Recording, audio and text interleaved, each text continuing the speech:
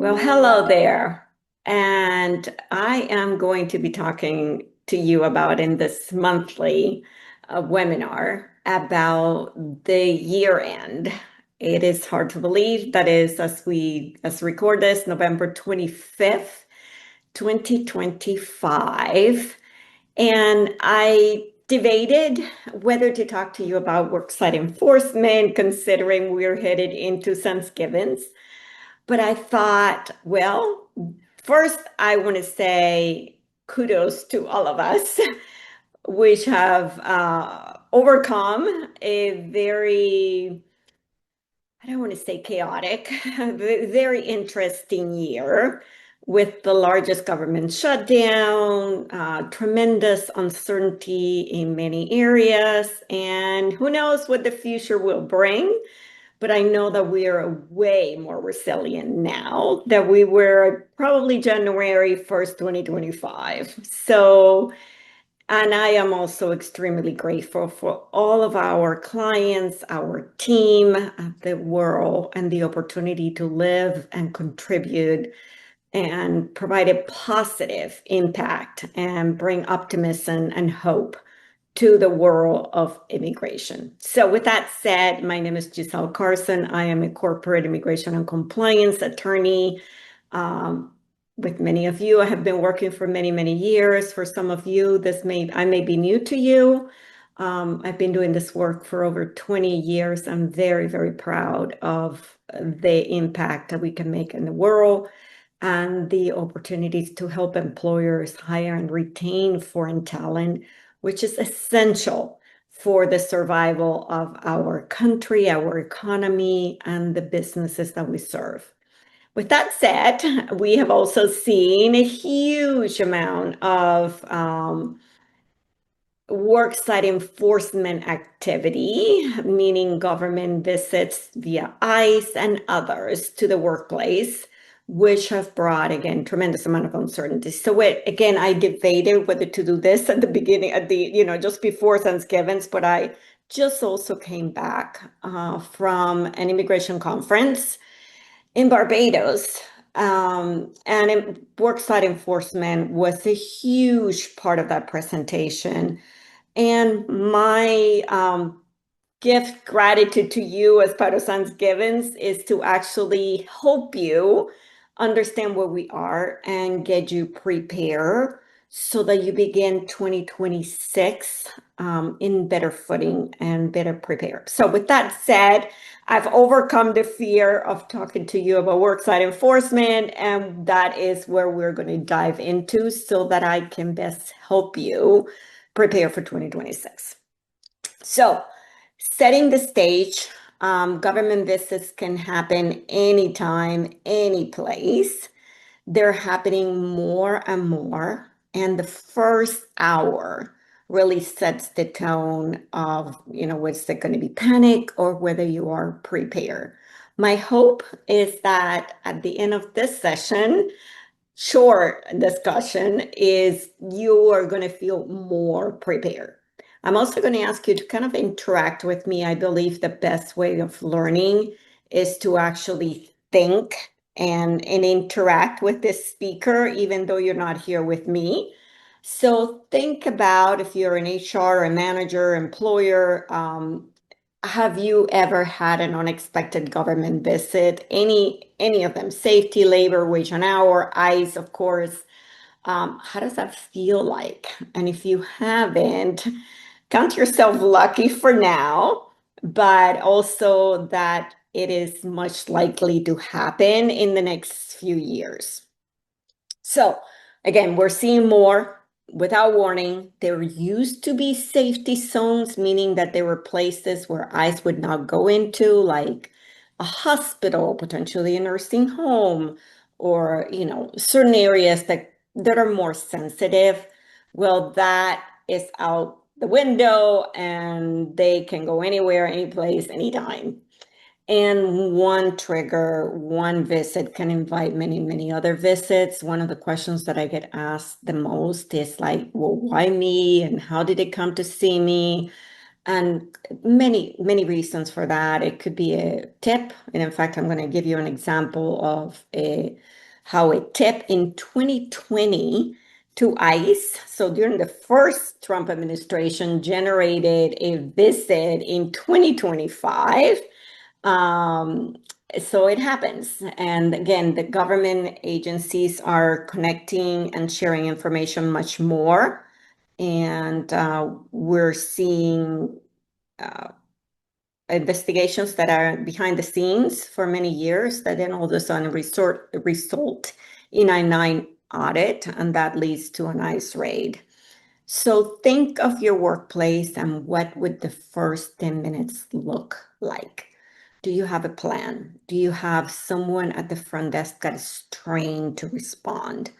Do you have a manager and HR leader that knows what to look for, what to say, what to ask? If not, this is food for thought. Worksite enforcement statistics, I thought that I would bring you this to see what happened during the first Trump administration. The first few years, 2017, 2018, we almost saw a doubling of the criminal worksite arrests from 139 to over 700.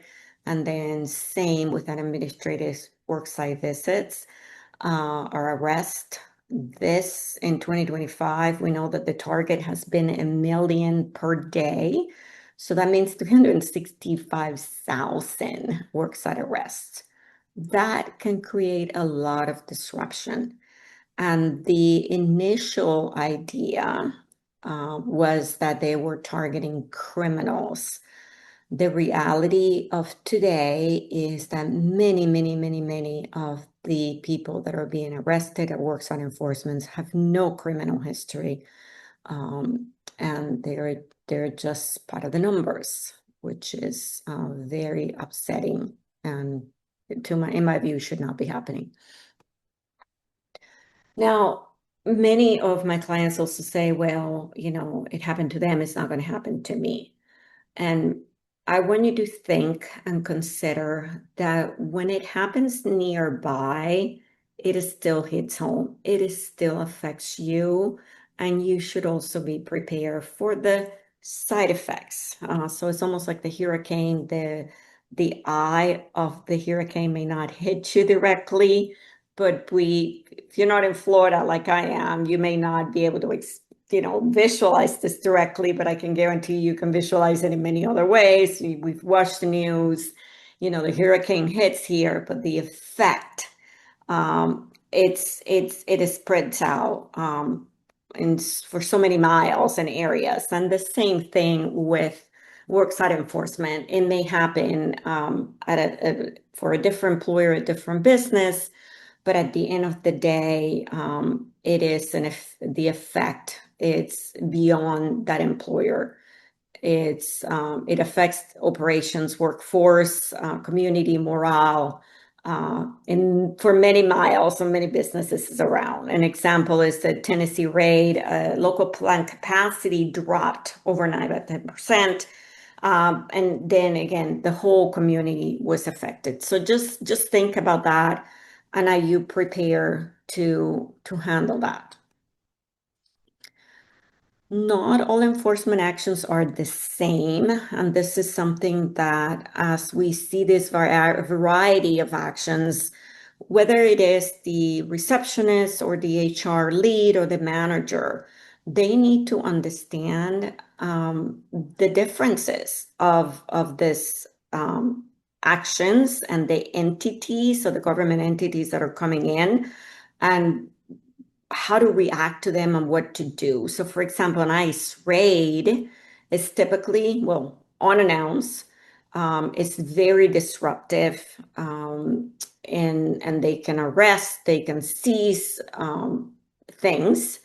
An ICE audit, it is the same agency, but very different experience. They're there to review I-9 records and work authorizations, compliance.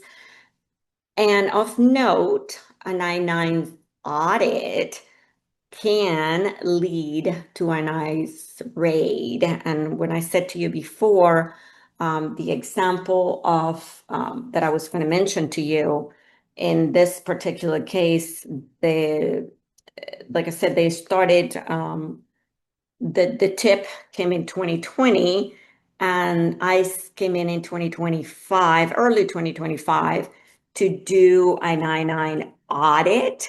And they did the audit. They took many documents during the I-9 audit. I'm kind of reading my notes from that particular audit. There were 40 I-9s for active employees that were produced.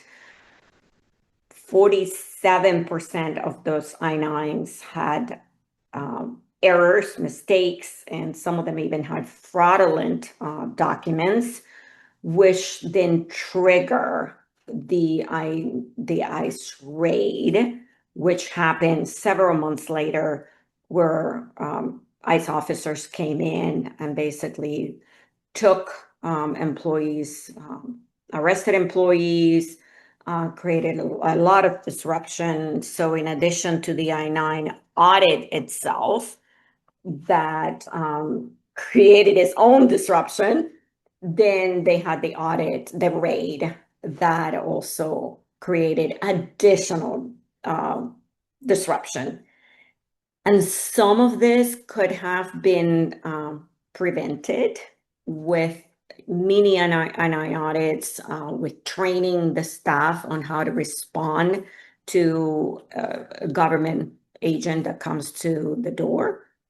So those are things that, again, I want you to consider as you listen to me and consider your operations and are you ready? This is something that I encourage my clients and all of you that are listening to try and kind of go through your mind the first hour and take a screenshot of this. The first hour ICE drill, your minute simulation, just take 10 minutes of your day, post holidays when you're recharged and refreshed, and think about, do we have a gatekeeper that is able to verify the identity and hold the entry? Do we have the leader that is going to be ready to respond to the officers, ask for the warrant, stay calm and present? Do we have in-house counsel or outside counsel that is going to be able to come and respond? Who is going to contact counsel or the activating that tree, cold tree response? Who's going to control the documents? Who's going to be producing the documents? Are we ready to produce originals and copies? Who's going to be the spokesperson? And protect your people. What are they going to be feeling like? Do you know what you need to do?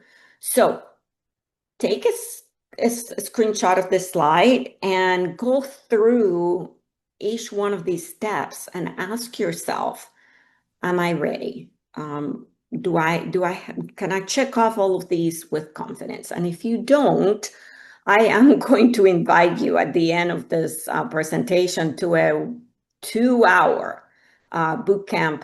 This is the second session that I'm going to be doing on this Worksite Enforcement Bootcamp. Probably the best training that you will get before the end of the year. So keep that in mind. So again, if you don't have the answers to these questions, this is certainly something that you need to consider and consider attending that bootcamp. So you're a strong line of defense. The I-9 form, it is one of the strongest lines of defense that you have in many ways.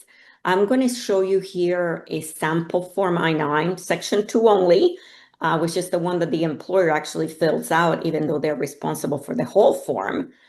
And again, if you're an HR professional and that you deal with I-9s, or even if you're an HR manager, you need to understand how this works and spot the errors.